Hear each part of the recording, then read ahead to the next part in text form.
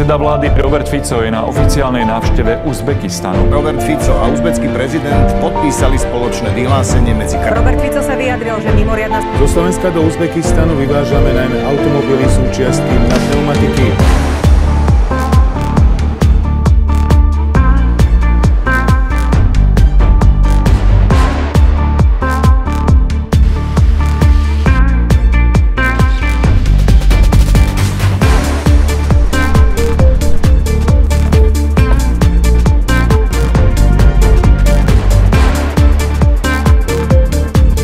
Уважаемый господин премьер-министр, рад вас приветствовать.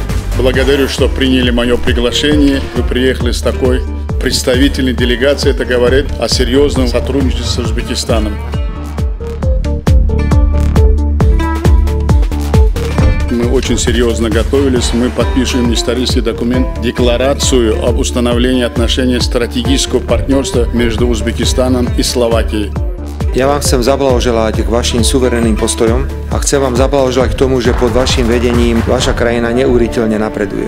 Je úžasné, akú stabilizujúcu úlohu zohrávate v Strednej Ázii. Chcem vám zaželať, aby vám táto politika a tento prístup vydržal čo najdlhšie, pretože evidentne prináša prospech vašim občanom. Ваш исторический визит в Узбекистан заложит новую эру нашего стратегического партнерства.